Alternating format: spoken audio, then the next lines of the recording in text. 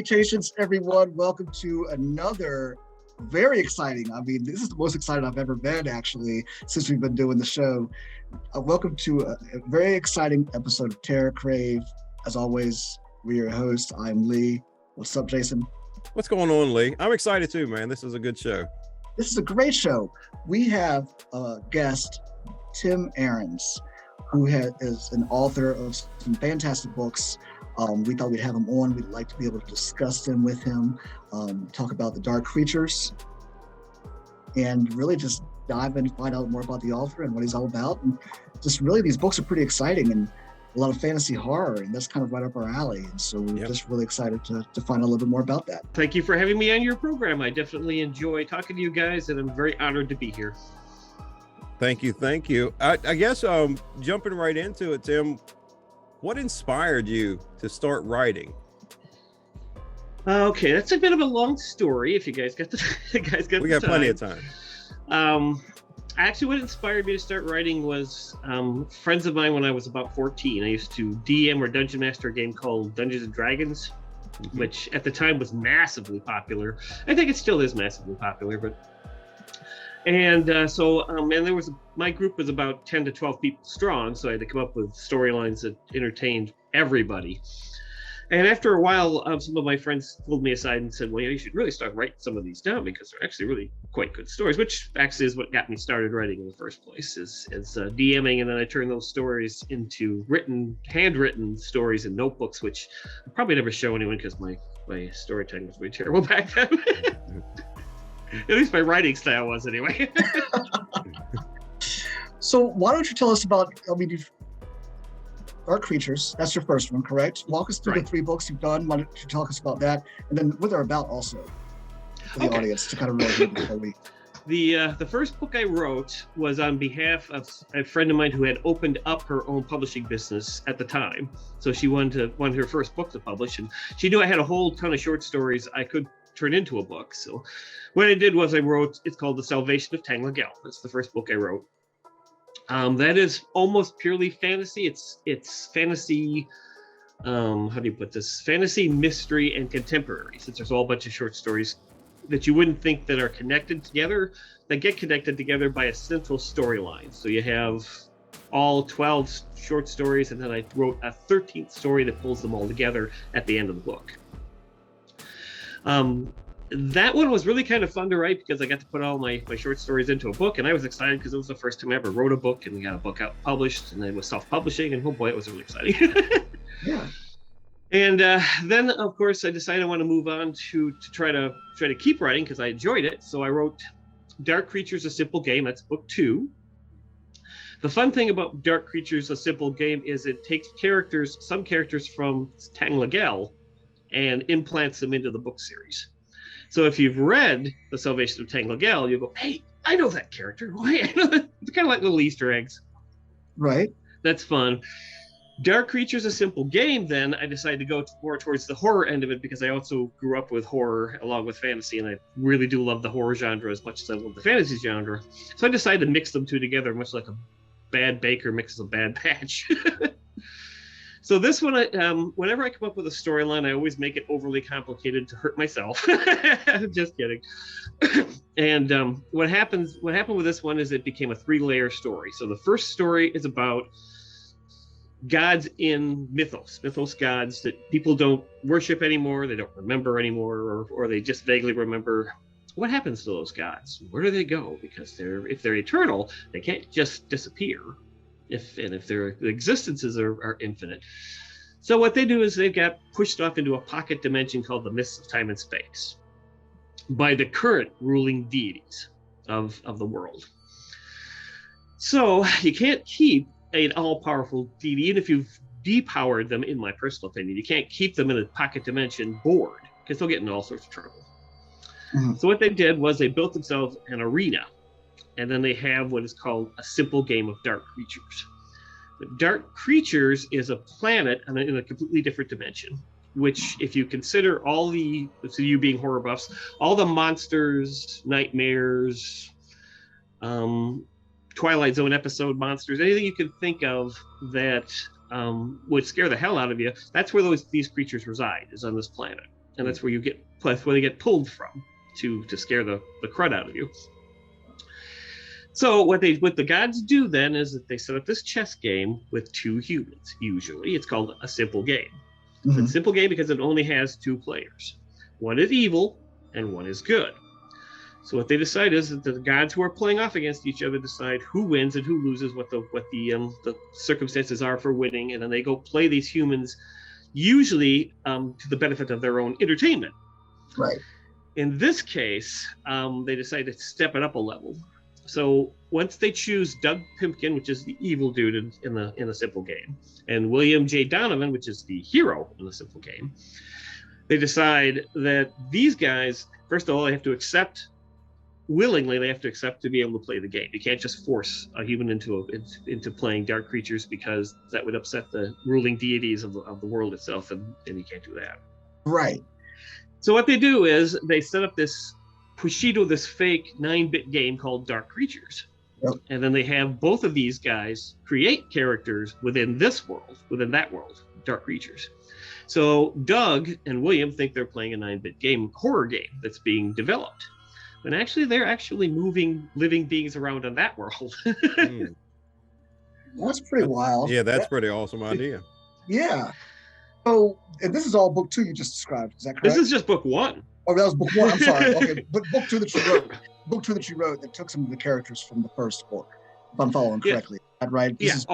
Right. That's the book first 2. book in the That's Dark series. Creatures. Right. Yeah. Right. So it's the second book in the series. You're right. Sorry. Okay. No. I was just trying to get clarification. Well, wow. That's book 1. I mean, that's all happening in book 1. That sounds pretty cool. So how long, where did you come up with these ideas?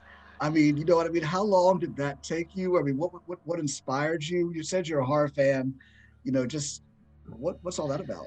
Well, I actually like to give 110% credit to the things I grew up with when it came to that. Now, D&D is one thing I'd always give credit for as far as my fantasy background and building fantasy worlds.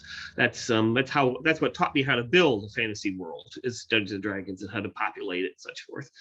As far as the horror goes, I've started all the way back to the Universal monsters, the black and white Universal monsters with Frankenstein and the Wolfman. And when I was about 10, I started watching those with my father on Saturday nights.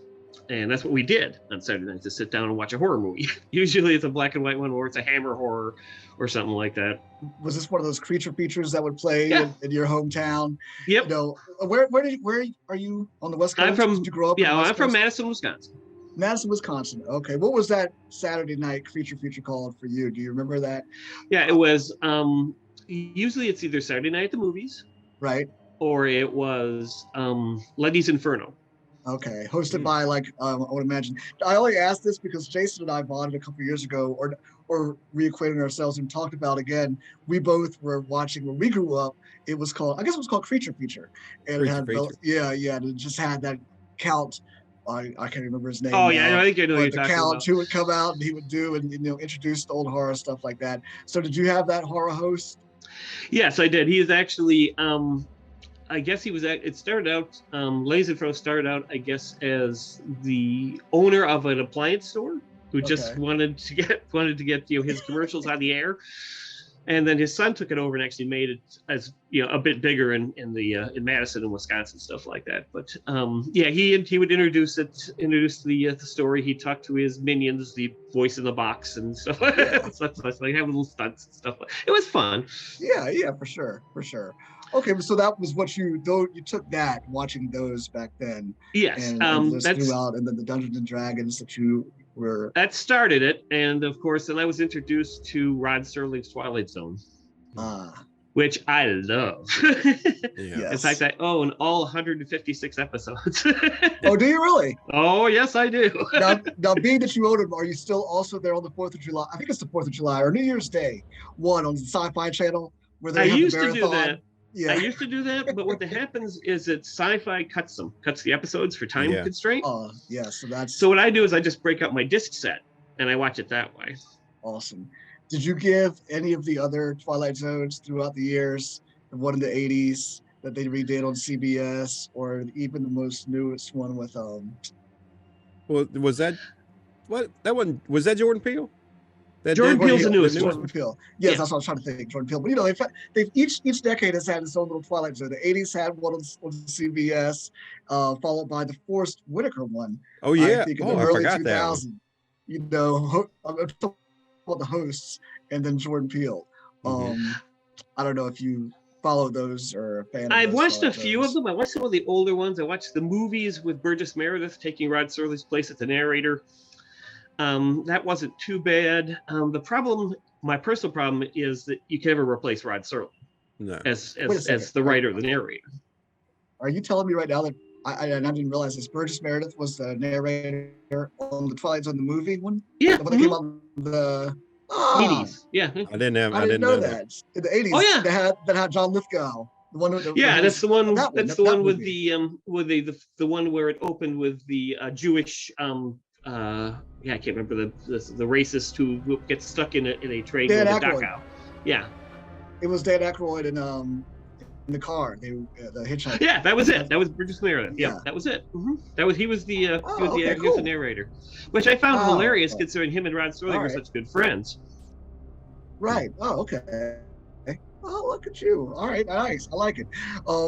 So I didn't mean to interrupt you. Continue though. No, by all means. So I got introduced to that, and of course I moved from that to Outer Limits, which is the black and white set. Yep. And if you want to, in my personal opinion again, measuring between the new Twilight Zone stuff and the new Outer Limits stuff, which came out, I believe, in the late 80s, early 90s, the new Outer Limits stuff, the first 2 or 3 seasons did a much better job than the new Twilight Zone stuff, in my personal opinion. Only because... Right. No, I know that was... Yeah, only because whenever they decide to do a Twilight Zone episode, in my personal opinion, I don't want to offend anybody who loves the new Twilight Zone stuff, but in my personal opinion, they never, when they try to redo a Serling episode or they try to rewrite the Twilight Zone itself, they never seem to get the point that Serling was trying to make a social issue, not a political one. Right. So when you put that, when you try to make it a political point out of a Twilight Zone episode, you miss everything that Serling was trying to get at, in my personal opinion. When they did the Outer Limits episodes, though, they followed the same formula that the black and white people did when they did Outer Limits, and that's why it was so much better, in my opinion. They just followed the same formula. Yeah, I have to say I watched a video of you on YouTube at the Oregon Library Author Talk. Thank you. You mentioned you have a character that kind of based off of Bundy, Gein, and Gacy. Yes. And I was like, oh, now he's speaking my language. so I've got a Gacy painting back there. So, I see it. I love serial killers. That sounds weird, doesn't it? Yeah, I did a lot of research into serial killers to get Doug Pimpkin just the right type of sick that everybody really hates. Yeah. And then there's another one of the gods Lilith? Yes. That's one I'd love to do a movie about, Lilith. Yeah, that's a character I thought is very underrated and not really used enough in the appropriate fashion. I like the one.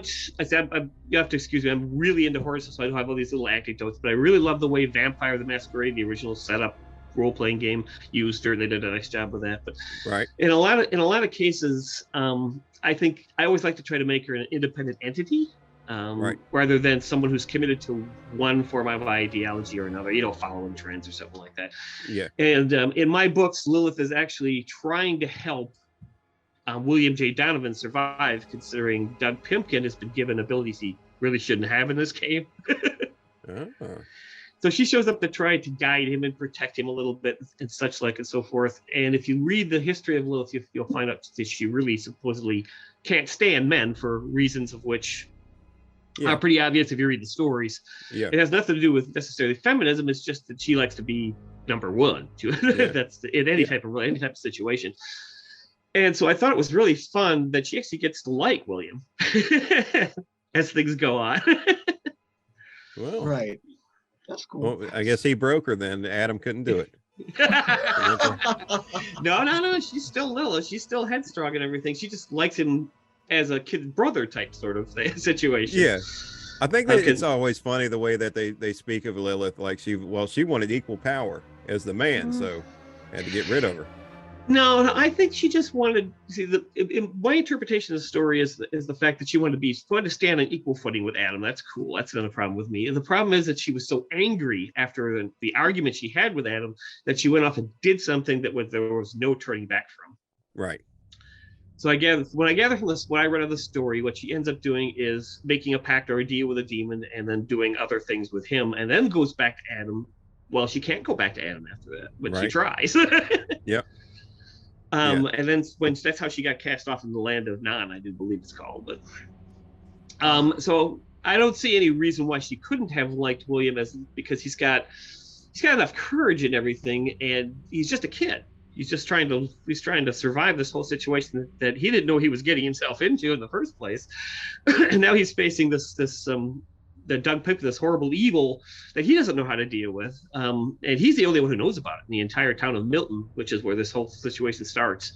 He's the only individual in the book who knows what type of monster Doug is. And since he's just a normal person, he can't really fight something like that by himself. So how old are William and Doug in the story?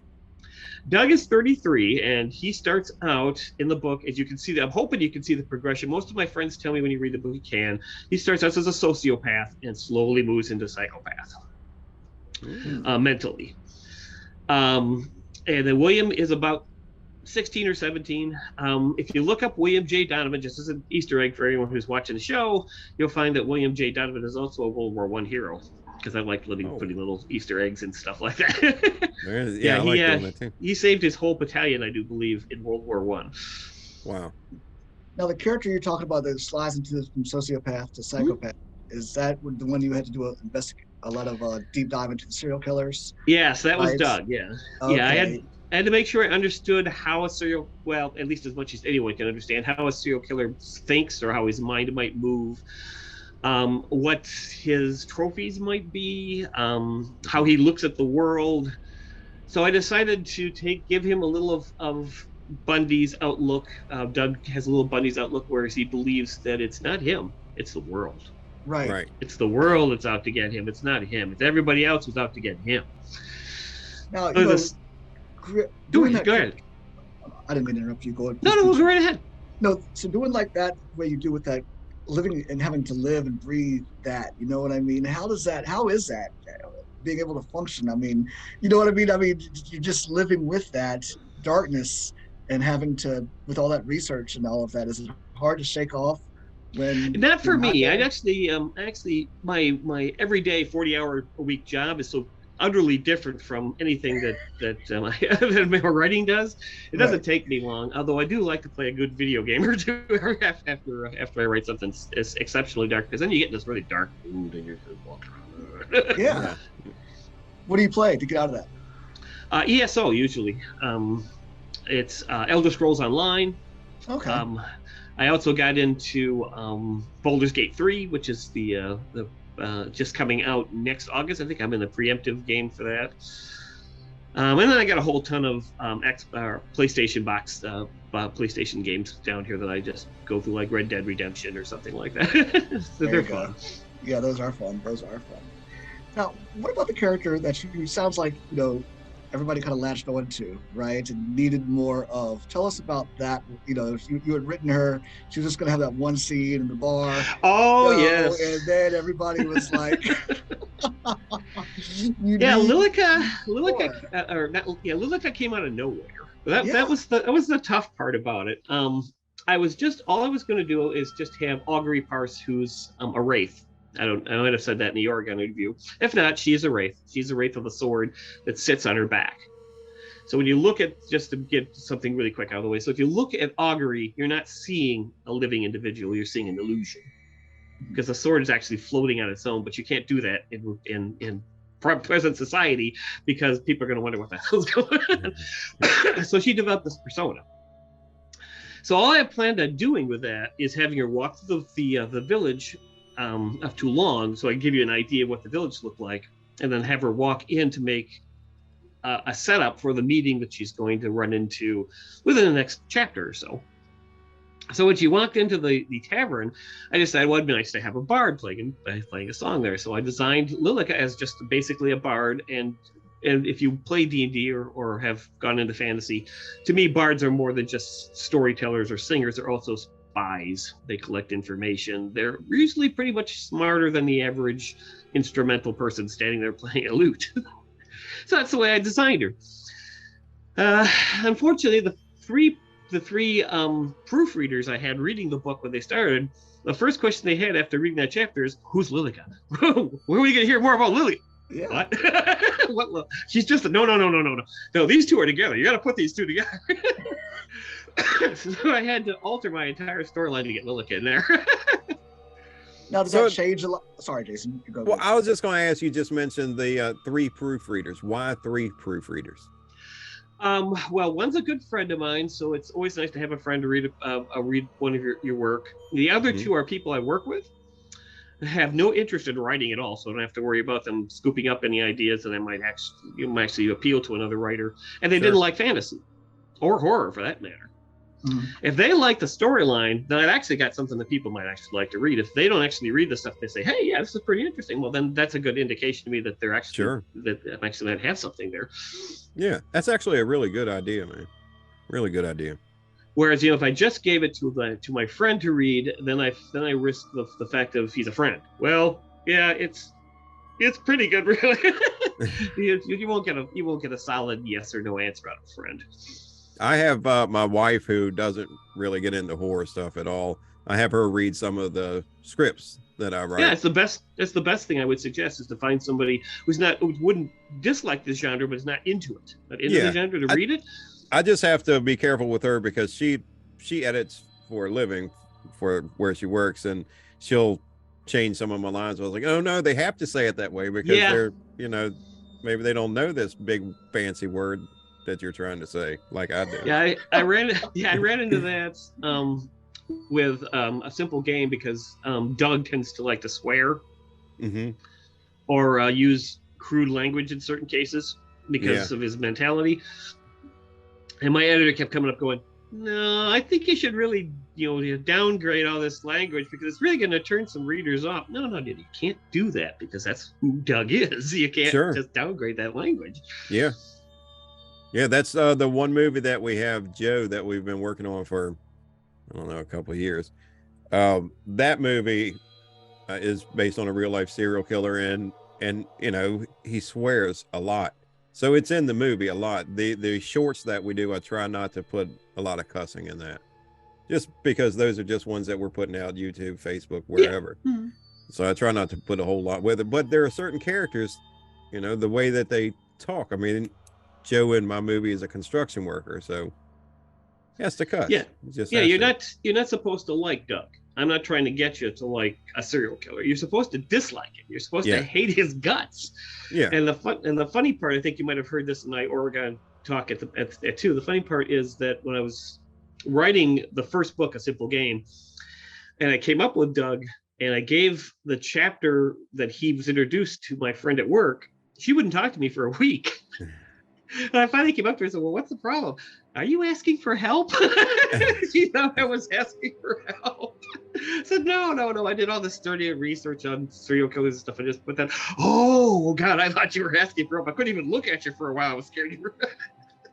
I wrote a little book called The Diary, and just a little short story that it was actually supposed to be part of a prank to the people that I do paranormal investigations. So there were, I was going to try to trick them by saying, "Hey, I got sent this diary and these items here." It was one of those types of deal. And then I was going to try to see if they could figure out what it is. It was really a game to see if they could figure it out. So I took the diary. I bought an old looking diary with, worn, tethered pages. And I took it to a coworker of mine. I said, "Hey, I'll give you $100 if you just write this short story in handwriting," and I wanted it to be a lady writing it because the person writing that was a lady, and, women write so much better than men. So I gave it to her, and she gave it back to me like the next day and said, "I can't even read this. I don't want to read this." She was flipping out. And I was like, "Well, it's just a story." And she said, "I know, but this woman is getting possessed, and she's doing things even to herself and with other people that I don't want to write this." It's like, daggone. And I I bet I wrote that 4 years ago, and I still haven't found somebody to write. My wife won't do it. I haven't found somebody, and it's not even that bad. Like, I have worse stuff in some of the movies that I do, but It something touches a about nerve. demons. It touches a nerve with a lot of people, especially demonic possession or anything like that. Always touches a nerve with people. My actor, Yeah, I would say that's rightfully so. yeah, yeah. There's a great anecdote I can mention about Night Gallery. Has any of you, have you, either of you two, seen Rod Serling's Night Gallery episodes from the 70s? I have. I will say that Night Gallery is something that I have not a willingly blind spot to, but for some reason I've never really come across any really. Jason, have you watched any of them? I don't think so. There's a great episode that he did that was written by Serling with Vincent Price called The Sorcerer. And it deals with a demonic possession of a sorcerer pulling himself together after being cut into little pieces. And the actress who played the part of the witch in that episode came out later on and said that since they were using supposedly actual satanic verses, I guess in that particular episode, she said that she literally had to go to church every day. She was feeling unclean by playing that part. It was just really fascinating. She said, it was making her sick, and she was getting horrible headaches. See, now I've got to go watch that episode. I've got to see that. I actually was going to start a series. We were going to do a new series. What was Horror for Real? Yeah. Where my actors were going to go into a house and do different things. And I don't know if they want to. I don't think they want because it's things like going in and trying to summon a demon by themselves. And it just different things like that, or reading a spell, or doing a Ouija board by themselves. And Lee, of course, real quick chose to be the host of the show. Yes. Instead of one of the people going in. Yeah. So I will not be participating in any of those events. Still working on it. All I can say is that it's a great idea until something actually works. Right. Then you have a problem. I've done a lot of paranormal investigations, been all over places, and I've lost picture. Oh shoot! Hold on, I lost my picture here. Damn it! Oh, sorry, I didn't mean to swear. That's all right. Get you back in. I'm sorry. No worries. No worries. There we go. All right. Thank you. I wonder what the heck I hit. Oh, well, sorry. I'm good. So, no, I've done a lot of investigations, and I've seen and heard stuff that I can't explain why it's there or why I heard it or why whatever it was. And I've never encountered anything that I would consider evil or dark. I've had jump scares or whatever. Most of them scaring myself. So I don't believe in most of that stuff. So when I'm trying to get people to go in and do this stuff, it's I don't believe anything's going to happen. But I also own a Dybbuk box that I will not open in my house. I may open it on an episode somewhere else, but not in my house. That's just because there's something in the back of your mind saying, "What if?" Yeah, exactly. So, Phil, what are some horror books that you like? Do you have any horror authors that you are a fan of? Yes, I've read the obvious, Stephen King, who's a fantastic author. Alan Dean Foster, I've read him. He's really great. I've got a bunch of other ones that isn't necessarily horror, like Robert Hyland's Friday. It's actually really good. Mm-hmm. I can give you a couple of them here. There's I can't remember his name. Brian Stableford, The Werewolf of London. Oh, nice. That's actually really good. And then, of course, I read all the Forgotten Realm books, like Daughter of the Drow. Elaine Cunningham wrote a lot of those. What about Dean Koontz? Do you remember Dean Koontz? Yes, I did read a couple of books by Dean. I can't remember any titles, so I'm sorry. He doesn't like Dean. He didn't like Dean that much. He didn't like Dean. He didn't gravitate towards him. I read a couple of them too. They were good. Do you like this whole? Now that you mentioned Stephen King right off the bat, do you like this whole Stephen King revival that's going on? Sort of, with this influx of his work being adapted into films recently. I don't mind Stephen King making a profit off of what he's doing. I'd love to make a profit of what I'm doing, actually. Right. The problem with is the movies, not his books. Now, mind you, he's a great writer in most cases. There are some things I didn't like the Bachman books, for instance. That's my own personal opinion because I thought they were too depressing. Mm-hmm. But his horror is actually really quite good. The problem is you can't put everything that's on a Stephen King book in a page in a movie. And when you said the Bachman books, just for the audience, you're talking about those type like the Running Man, or that wasn't a right. Was that was a Bachman book? Yes. Misery. Misery was a Bachman book. Come out? Yep. It was. Okay, that one. All right. And I understand what King was trying to do, and I understand the attitude in which he was writing the books from. They're just too dark and depressing for me. It's just too sad. Right. After Misery, the movie came out, you could start picking up the book where it said Stephen King Misery. Yeah, yeah. He was trying to hide his identity in Bachman. I think it's David Bachman he was using. So I thought it was Richard Bachman. Richard. Was it Richard? Bachman. Okay, yeah. Sorry, it was Richard. So Bachman. I'm you guys are shaming me actually tonight. I didn't know that it started off. I knew Bachman books. I never knew Misery was one until 1990 because that's when the film came out. Mm-hmm. I didn't know that. And I know that King would like to write other stuff besides horror, for instance. I know he wrote a fantasy book. I can't remember exactly what it was, but I did read it, and it was really quite good, even though there was some fantasy. It was dark fantasy. There was fantasy elements in it.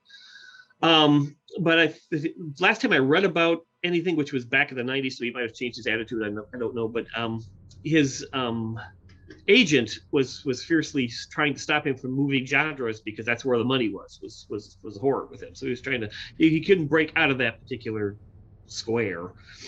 Yeah, I think Dark Tower was probably more along, maybe a little on the fantasy side more than the horror side, but and I love the horror stuff that Stephen King does, but I'll pretty much any of his stuff I'll check out though. Do you have a favorite horror movie? Oh God, these people are always asking me that. Let's see, what is my favorite horror movie? I got a lot of or what style horror would it be? Would it be more the thriller style or gore or? No, it's got to be intelligent. It's got to be intelligent. A great one I just saw. It's my newest favorite, as you could say, is The Pale Blue Eye on Netflix. That's a good movie.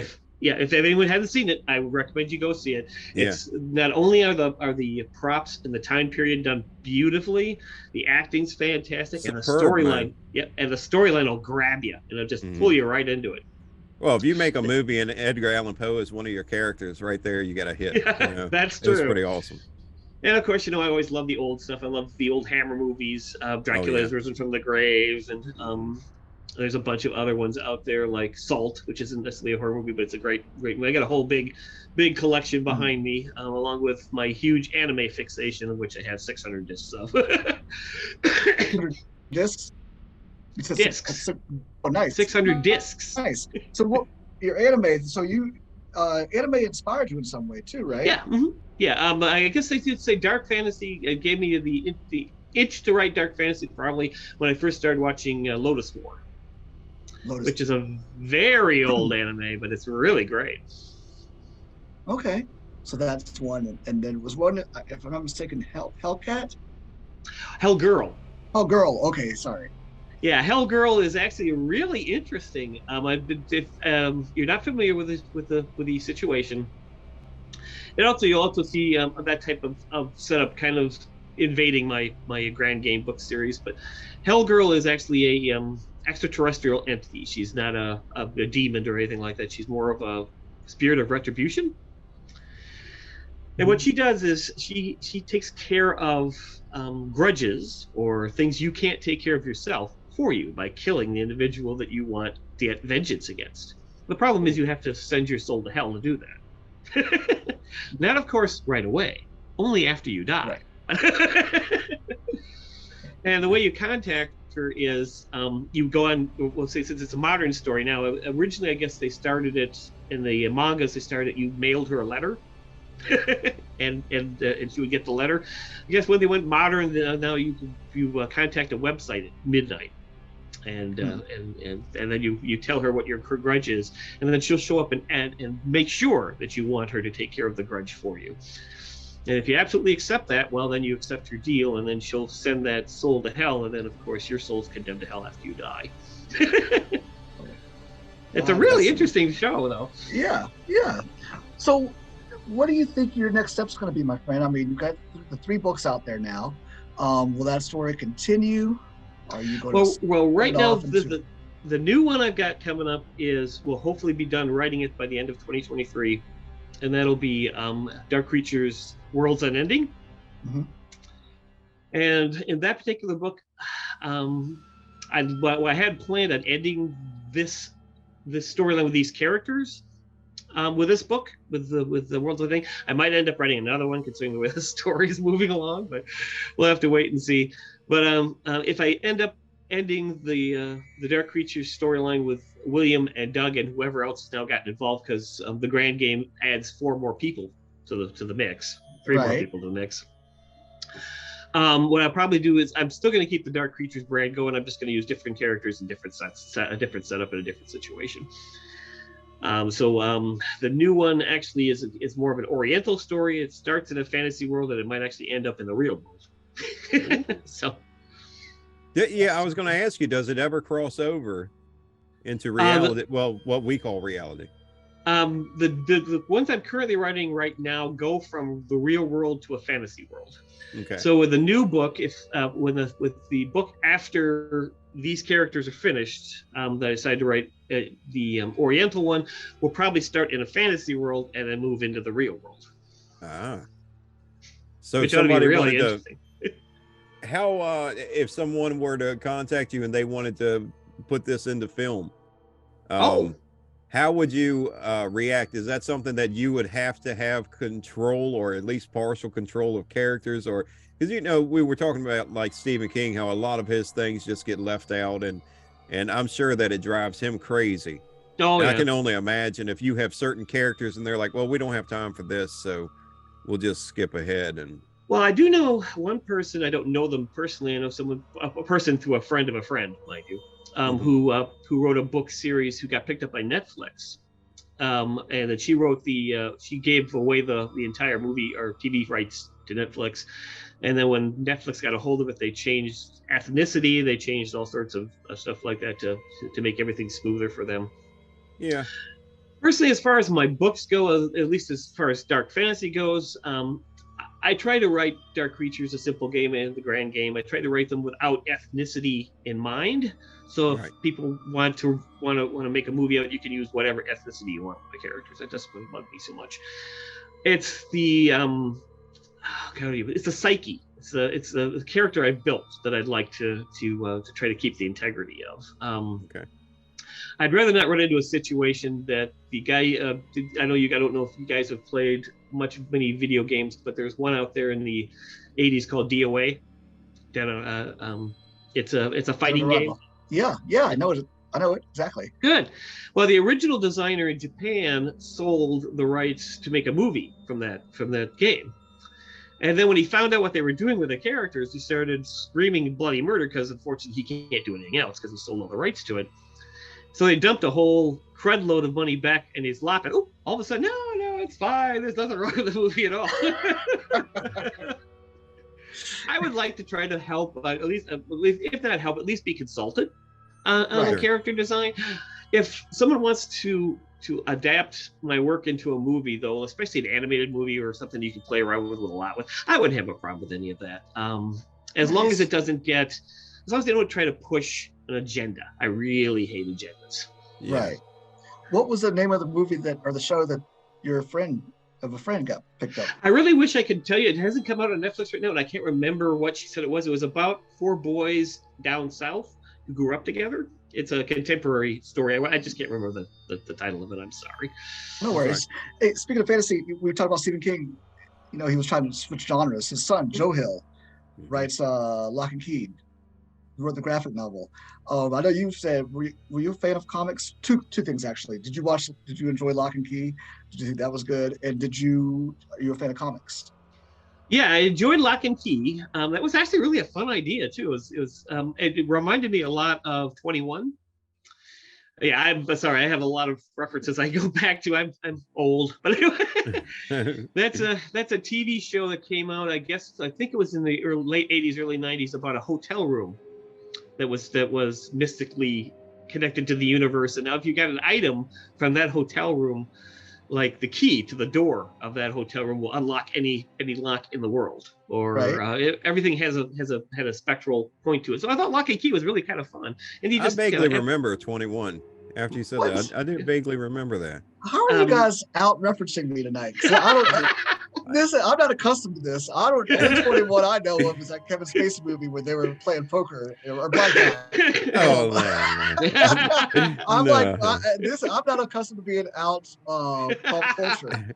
This has happened a couple times. Sorry about that. You guys are embarrassing me on the show. Come on now. As far as comics go, God, I've got 4 whole full boxes of comics. I used to collect comics like a madman when I was younger. So I've got stuff my father had, Tales from the Unexpected, 10 cents comic books. I go back to, I have the first, this is only going to be something special for comic book collectors, but I have the #1 foiled cover of Lady Death. I have a ton of that stuff. I used to love the Incredible Hulk. Oh yeah, I used to get into comics like mad. Nice. Wolfman. What was his first name? George Perez. George Perez and Marv Wolfman. That's it. Yes. Used to do a fantastic work. I thought Marv Wolfman was a fantastic writer. So he did a beautiful job. Did you do Teen Titans also? Because they really collaborated on that. They collaborated on Titans. Yeah, I own all the Titans from that era too. And I can tell you, I think it was right after Titans. That was New Teen Titans. New Teen Titans. Yeah. I remember that it was right after Batman. I do believe either before or after Batman 62 when they tried to bring back Batgirl at one point in the 90s. Batman 66. Was it 66? I thought it was 62. But that might have been 66. Are you talking about the TV show or when they? No. The comic. Oh, gotcha. Okay, go ahead. Sorry, go ahead. Anyway, when I'm just trying to get a time period down for you. Yeah. When Perez left Titans and they brought in a new artist. Mm-hmm. Bad idea. I know for some reason Perez couldn't finish that issue. I never had a chance to ask him why. I really wish I could have, but so half the work is his. And the other half of that comic book is a new artist, and you can tell the moment you flip the page exactly when. Mm-hmm. Oh my God, what is this? But it changed hands, so to speak, huh? Yep. Okay, so were you more of a DC or a Marvel guy? I'm more of a DC guy. Oh, there you go. Although I love black and white, I own a lot of Vampirella comic books. Big Warren, the big Warren stuff. Mm-hmm. I pick up any of that stuff if I can get a hands on it because some of the black and white artists back then were just fantastic. Nice. Well, that's very cool. That's awesome. Yeah, I'm a comics fan also. So. Oh, cool. I would recommend you look into some of those old Warren books if you can get a hand. You should be able to get your hands on a collection of them, essentially. Mm-hmm. If I had one available, I'd show it to you because the black and white penmanship is just fantastic. And the stories they came up for Vampirella, even though her background was more Superman-ish, so they put it. The stories that came up with her were fantastically done, beautifully written. Didn't they do Vampirella? Didn't they do some type of 80s or 90s? Was it a TV movie or Showtime movie? It wasn't. It might have been a Showtime. It was a. What is his name? I forget who directed. Roger Corman. Roger Corman. It's a Roger Corman movie. Yeah. It was a low budget film. yes. You said Vampirella, and I was like, I think there was that they made something out of that. Yeah, they did. Awesome. So are you watching? So you watch the new films that are coming out of or that will be coming out for DC? Are you a Marvel fan and all of that? Or are you just not? That's not. I've gotten out of the films because once again, you have to excuse me, guys. Once again, I'm way too much of a writer for my own good. So you like to write? Oh yeah, you'd think so. So when they redesign a character in DC or they change his motivation from one to the other, it pisses me off and I quit watching it. I get it. Now look at a character. God, what's a good one? Batman, for instance, when DC tries to reinvent him all the time. What is since you're a comic book fan, I'm sure you saw the Batman films from the Jack Nicholson forward. Possibly. Oh yeah, of course. Yes. What is it with the writers in DC and Batman always having to rip his mask off? Or tell somebody what his identity is. What is that? I remember sitting there in 1989 and watching Alfred bring down Vicky Vale to the Batcave, and then in 1992 to seeing Michael Keaton tear off his mask in front of Catwoman. I mean, I'm just like, yes, it broke my heart every time. I agree with you on that. The only person I thought was could have done a fantastic job in a character that was written badly was Tommy Lee Jones. He played Two-Face. Yes, he could have done much.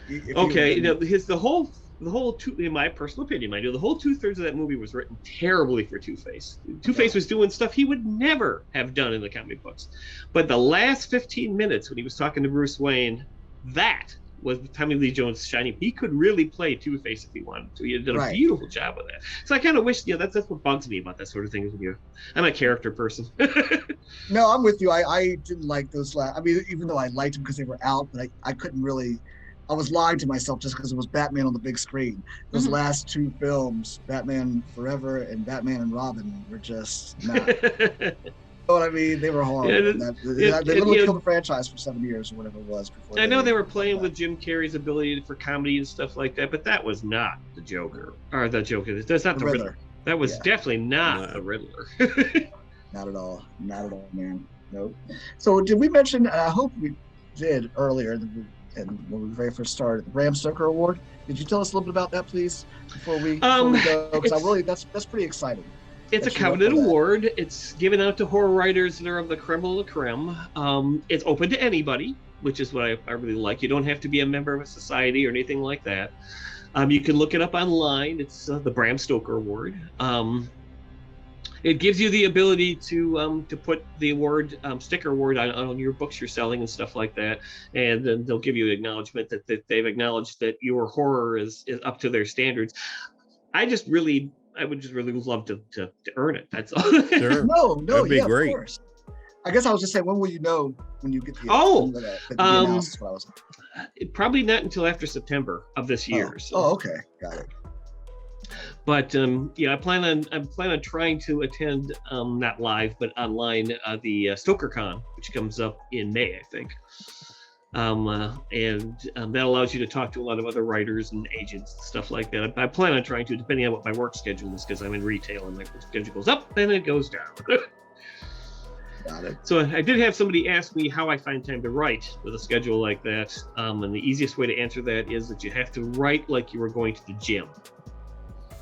You set yourself an hour a day aside to write. When you're done with work, you relax, you go into writing for an hour. Even if you only write a paragraph, you've got something done in that hour. Yeah. That's how I get a book written. What I do with my little films and even the little short stories that I write, all of a sudden I'll get an idea of whatever it is for either it's the next movie or a little short story or something. And I've gotten so I have tons of little pads that I've started writing stuff in. Anything, Lee and I's shows to the movies to whatever, and it's all mixed in. I feel sorry for anybody that tries to go through and figure it out. My biggest problem is I'll come home and I'll run downstairs. I'll tell my wife right off the bat, I got an idea. I got to get this out. So I'll start writing, and I'll write the little short film in 5 or 6 hours or something, like real quick. But then I go back and add to it. But the way you're describing, that's the best way. If you give yourself time to do this and then just take a break, and then more ideas will come as you go instead of adding back to it. I do have a question for you, and I'm sure that tons of people out there have this question. What would be your advice on somebody that wants to get something published? First of all, don't give up. You can go ahead, polish your craft first. Make sure it's the best you think it can be before you try to go and submit it. If you want to go the route of submitting it to Schuster or one of the big other publishers, don't expect to get published to start with. If you're applying to Simon & Schuster or a big company like that, never expect to be published. I would always go at least starting writer, since I'm still a starting writer. I could say even with 3 books done, I'm still a starting writer. I would go the self-published route. Yeah, that's what that was my next question. What do you think of a lot of things I see now, like you can publish straight to Amazon? Yeah, it's fairly inexpensive too. And as far as self-publishing, what do you think of that? Where you send your story off, somebody throws it in a book, and then Yeah, and in my opinion, you have to be careful who you're self-publishing with. There are some agencies out there that will take your money and do a cruddy job. So make sure you do your research on who you're signing up with. I go with Atmosphere right now. They're a little bit more expensive, but they do a fantastic job with the inside of books. okay, And then they walk you through everything and talk to you, and they help you do a little advertising. That, in my opinion, is the toughest job of publishing these days. Self-publishing is advertising. It's getting your book out there, getting the name out there. So I'm always looking for wonderful shows like yours to get my name out there. so what are the chances that with self-publishing, you write your story, you put it out there in a book, and somebody else takes your story? It's not very high because it's already any self-representative self-publishing agency that publishes your book for you would probably send a letter to the Library of Congress with your book title, so it's registered. Mm-hmm. But you already have a registered copyright. Even if you go through Amazon, you have a registered copyright. The only if someone else starts making money on your stuff and you realize that you can go back and sue the heck out of them about it. It's just a fact that with self-publishing, people are always talking about people stealing books or republishing. They're not making any money on that stuff, though. Right. So you have no legs to stand on when going back after them to do that. So I would just, except for getting your voice out there saying, well, hey, I wrote this story, not them. That's about the best you can do. I've never really had any problem with plagiarism so far, but I did have a friend who's into kaiju writing or giant Japanese monsters. Yeah. Who wrote a couple of stories on a website. I can't remember what it was called, but it's for burgeoning writers. You can take established characters and just write a money-making story to get it out there, see if people think about it. I he had a couple of stories picked up by another writer who claimed to have written them. But he just went back on the site and said, yeah, in fact, he went back to the author and said, yeah, this is a great story. I wrote it, but it's a great story. So you mentioned misery a little while ago. Do you have any post-writing rituals? Once you're finished with the book, is there anything, do you pull up that one cigarette and light it, or, No, I don't really have too many. I feel I have a very great sense of satisfaction when the book is finished. Yeah, mine is usually just sleep. Just sleep. And I'll sit back and I'll go back and reread it again to make sure that it's solid and smooth. Otherwise, I almost immediately start thinking about advertising, getting it out there, what I should do to start advertising the book, how much money I'm going to need to advertise. Have you ever been in chapter 7 or 8 and all of a sudden say, you know what, I should go back and add this into here, so now this will make sense up here to follow the storyline? Do you ever go back in and just like add different things in, or maybe take something out and move it away? Or I've only had to do that once with the simple game. Grand game is the Dark Creatures is a simple game, and that's only because my editor said you need to go back in and mention this. Usually when I write a chapter, what I do is I read down into my chapters. So usually when I write a chapter, once the chapter is finished, unless I come up with a fantastic, brilliant idea, I won't go back and change it. And so since I read down into the chapter, if I have any more new ideas on the chapter I'm writing, as I'm reading down into it, oh yeah, I can add this, or oh yeah, I should probably add that. And I just add it then. Yeah. Okay. Otherwise, I'm what I would call a fly by the seat of your pants writer. In other words, I write a very, very, very weak outline of a beginning, a middle, and an end. And then I just like to write the book as it goes, because I like to find out what's happening as much as anybody else does who's reading the book. My biggest problem, if I write it and if we wait too long to shoot it, I'll start adding stuff in. Yeah. And Lee is the one that keeps me grounded, because I'll say, hey, what about when we get here, if we add this and this and this in? And he'll give me his honest opinion, sometimes brutally. Yeah, no, that happens. Yeah, and well, this film coming up that we're getting ready to film this week, I added a little short scene into one part of it, and then I'm like, oh, well, I don't know if I should put that there unless I go back to scene 2 and add this in, and now that will make sense over here. So just makes the movie longer, which that's okay. That's the curse of anyone who writes books or screenplays or anything, is the fact that you come up with an idea. It's short, it's sweet, it's great. You start writing it, it never stays short, sweet, or great. You can always tell, for instance, when Asimov's a good example. He wrote the Foundation series. I don't know if you've ever read any of those. Great book series up to book 5. In my opinion, again, there's nothing wrong with Asimov's writing. I love it. But you get up to book 5, you can tell that he wanted to end the series. And you can also tell that his publisher didn't want to end the series, because it just goes on and on and on. But yeah, everyone has that problem when it comes to writing. But that's my big problem when I used to game masters. They came up with a great short game, and then it lasts 3 weeks because you keep coming up with ideas upon ideas. So it just keeps getting bigger. Right. Yeah. It happens a lot with sequels of horror movies too. The first one's really good. They're like, hey, we made some good money off that. Let's do it again. And then the next one comes out, I was like, you should have stopped. A good one is the first Halloween. They should have stopped at the first Halloween. You're talking about the original. The John Carpenter, yeah. Yeah, exactly. We talk about that all the time because that was an anthology. It was supposed to be an anthology, and Michael Myers was so popular that they brought him back. But I will say that I'm not a hater of part 2 as some. 2's not terrible. 2 is not bad. You know what I mean? I thought 2 was actually pretty good. It had a plot. It moved along. 3 made no sense whatsoever. Oh, now you're totally talking. Different story. Totally different story. But I actually enjoy that film, and the new trilogy that they just had out these past few years. I really wish they had ended that by somehow his mask was made by Silver Shamrock, which you can see I've got him back there. But I wish somehow they tied Silver Shamrock into the movie, like even if it was just showing that the Silver Shamrock stamp was down on the thing, even if it was painted over or whatever, but it was there just to tie it in. Because there was one part in the movie where they showed what I would think was the warehouse Silver Shamrock, or it could have been because it had the big satellite on top and everything. So what did you guys think? What did you guys think of the Rob Zombie remake of Halloween? Jason, he's a Rob Zombie fan, except for the last movie that came out, Monsters.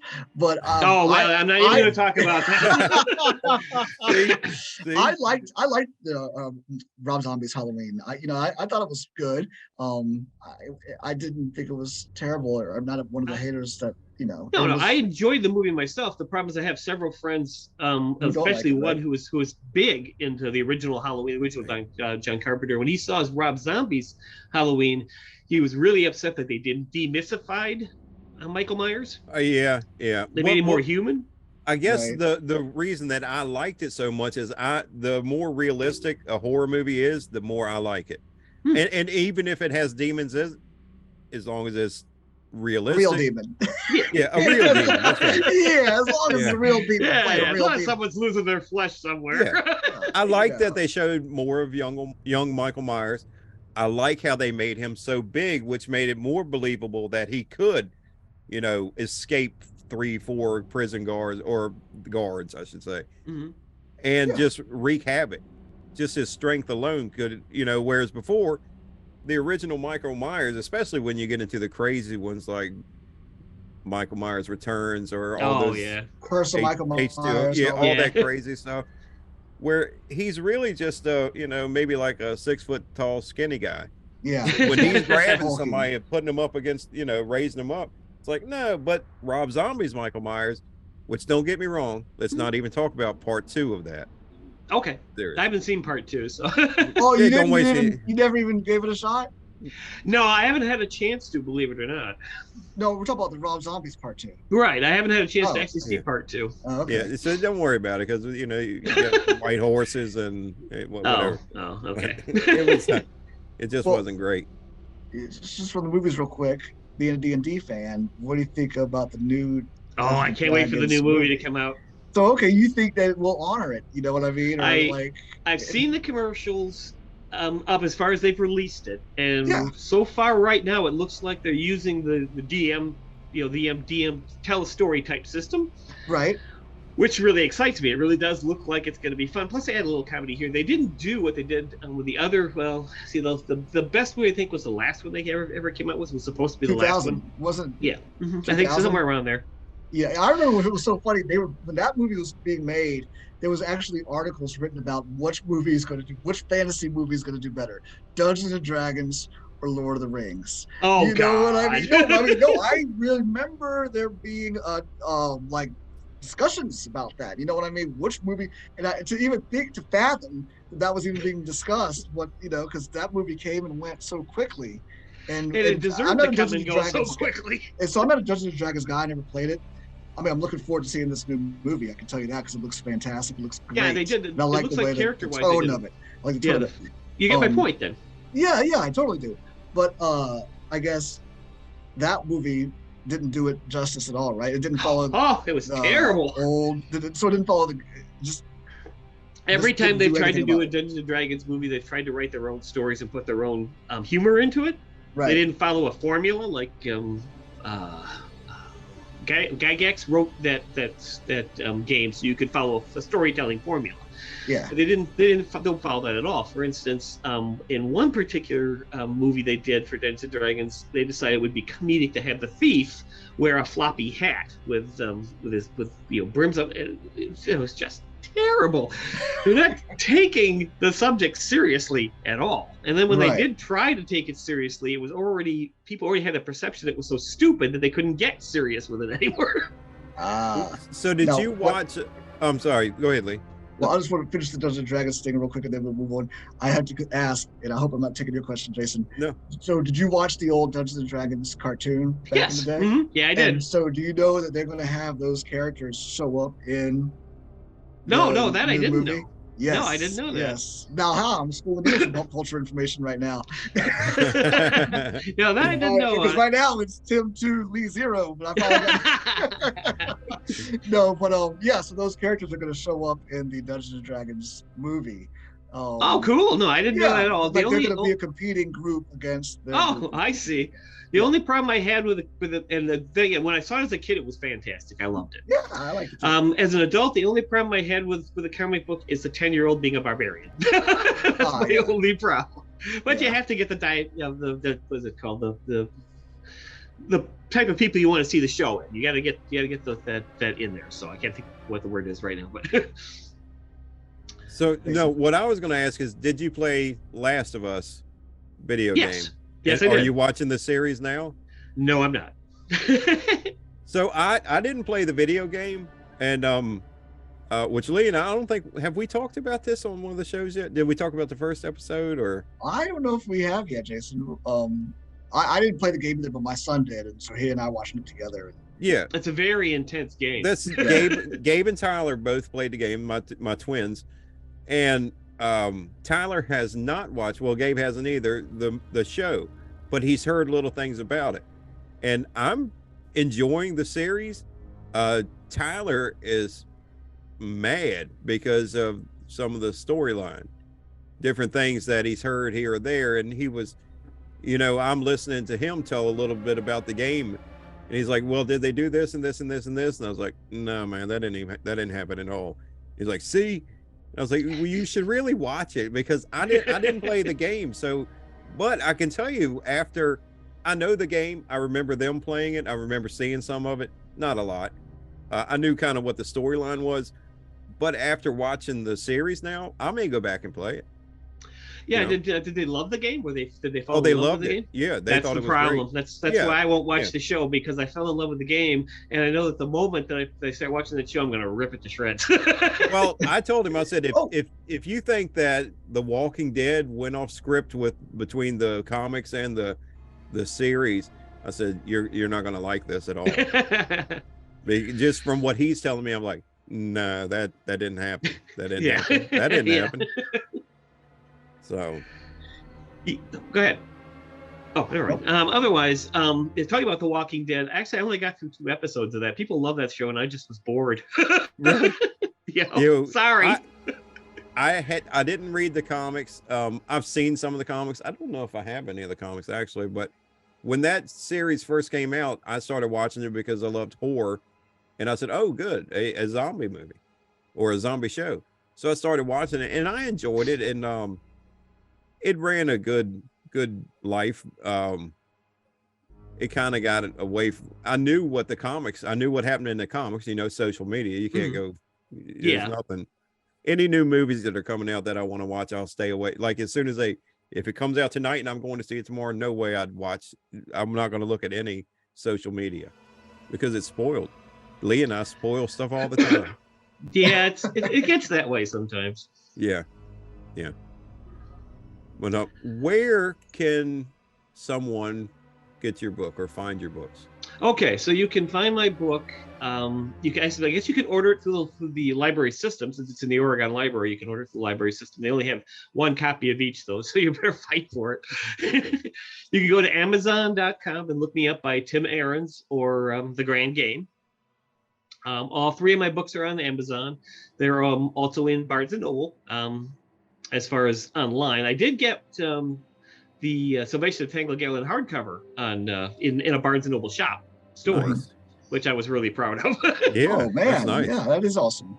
Yeah, the problem with Barnes & Noble is that for soft covers, they want to buy a huge amount of your books and then sell them back to you, and they can't sell them. And that in itself isn't bad. The problem is that they'll also charge you shipping for all those books. So you're now paying twice the amount of money to get it into the store than you would have if you just sold it yourself. Yeah. And then you can go through my website, which is thedarkcreatures.com, and go through my publisher there. It's also a hookup to Amazon and to Atmosphere. Atmosphere Press also sells it. But you should definitely start with the first one. What is it? Salvation of Tanglagel? People always have a problem with that last name. I know. I look at it and I'm like, if you want all the Easter eggs that are in the Simple Game and Grand Game and what will finally show up in World's End Ending, yes, then you should probably start with Tanglagel. If you don't want to read the short stories or are not interested in Tanglagel, then you can actually pick up book 1 or book 2 of Dark Creatures that start reading right there. You don't have to read book 1 to read book 2. Because I have an intro in book 2 that explains what happened in book 1. Okay. So Tanglagel, is that your place or is that did you make that up? I made that up myself. Yeah. Tanglagel is my own little city. It also appears in Dark Creatures, a Simple Game, and Dark Creatures, the Grand Game. It's the disgusting low-life type of fantasy city you'd find that has slave markets walking through the streets, and it's about 600 years old, and it has monsters lurking in among humans that don't look like monsters but really are. All sorts of fun tropes like that. Nice. Awesome, man. Awesome. I want to give a shout out to James Reich, who did all the black and white artwork within my book. He did all the character work. He did the cityscapes. I did the maps for the Grand Game, but he did all the city designs. I don't know if my camera will show it off well enough. I'd show a couple to you if you're interested, if you think my camera will show it off well enough. But go ahead and show us. Yeah, okay. Hold them up. Right, sure. I'll try to get some too to put up. So that's Heldred. That's from the new book. Nice.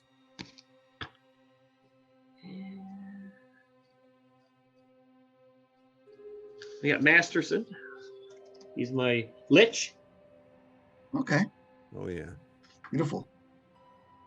And there's what happens to one poor soul who's playing Dark Creatures too long. Oh geez. Yeah. That's why you got to put the game out and go outside sometimes, guys. Yeah. This poor gentleman gets hooked up, not to give too much away, but he gets hooked up with a Lovecraft-inspired monster at the Grand Game. So I did take some inspiration from Lovecraft here and there. I didn't copy him. I don't like necessarily copying people. I did take a few inspirational points from him, though. The madness is one of them. Did you dedicate your book to anyone? I always dedicate something to somebody. I got a couple of special thanks to Eric and Gene Terman, without whom I would have never started publishing. They're the people who published me originally. Nia Reeby, who is my best friend and proofreader, who put up with my constant, is this any good? Yvonne Mason, who gave me my first review on my very first book. She's also a good horror writer on the web. She came out with Silent Scream, a whole bunch of other books. I was really happy that she actually helped me along with that. James Reich for his great artwork. And of course, my childhood friend, his name was Tim Atkinson, who I always remember fondly. He got me into Dungeons and Dragons and got me started writing and stuff like that. So awesome, man.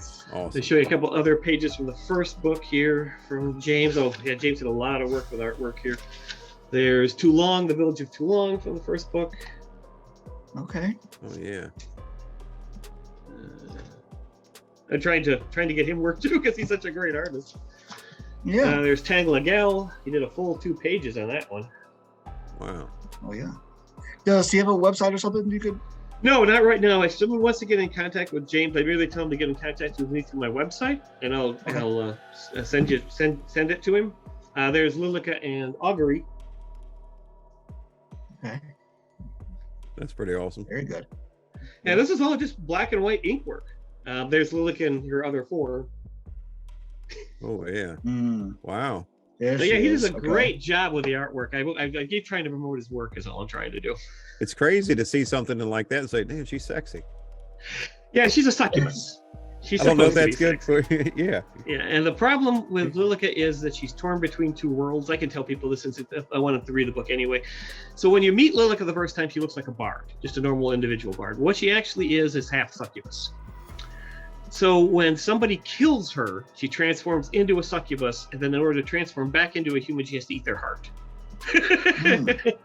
Just your average woman? Yeah. Yep. Yeah. But anyway, we definitely appreciate you being on the show, man, and contacting us. I'm definitely gonna start these books because they look pretty good, man. I really, really, really appreciate it. I hope you like it a lot. If anyone reads the books, I like to emphasize, please leave a review. It's like pulling teeth to get anybody to leave. Even if they love the book, it's like pulling teeth to get anyone to leave a review. Yeah, and just leave a review on, well, if you read it on Amazon, you can leave a review there, but can they leave a review on your website? Yeah, you can leave a review on my website. They can write me personally that way too. It has you have a connection. If you want to get a hold of me and talk to me about books or writing or anything like that, I'd be more than open to discuss stuff like that. I already have a friend in Georgia who talks to me about her vampire writing, which is cool. Oh, nice. Oh yeah. Just remember, just remember that if you want to talk to me about method or how to write or such like, or even little scenes, that's fine. But I won't talk to you about general plots because I don't like people thinking, you know, he could use that idea. Yeah. Right. I'll help you if you think, well, does this line sound really cool or something? Yeah, that's fine. But I'm not. If you tell me it, I'm not going to read whole paragraphs of your stuff and say change this because I'm not into that. Got it. And people should really develop their own writing style. I mean, the people really have. No, I can't say they really have to have more confidence in their ability. When I started writing, I was terrible at writing. It sounded comic bookish and goofy and stuff like that. It takes time to develop a style. So I always recommend that people, you know, if they want to borrow Stephen King's way of writing or they want to borrow Edgar Allan Poe's way of writing, whatever, start your writing. It's only going to get better, people. Just keep working at it. You'll develop your own style. And then, of course, once you have your own style, you can just keep floating with that. Just don't give up with it. If you publish one book, self-publish one book, and it doesn't sell, and trust me, I've published 3 books, and I'm still not at Stephen King's level. If you publish one book and it doesn't sell, and you like to write, then just keep writing. I don't care if people are looking at you and saying, "Well, it's costing you so much, and you're not getting any money for it." It doesn't. If it makes you happy, do it. It's not going to hurt you. It's not, you know, if you have the money and you're not breaking yourself bankrupt, just do it. What the heck? It's kind of like, you know, with you guys want to make small films. If you love making small films, do it. Yeah. One day I'll pay my actors, but you know. Look, and one day my characters will quit arguing with me. We know when that's coming. Yeah, exactly. Yeah. We love to leave you laughing, Tim. There you go. That was good.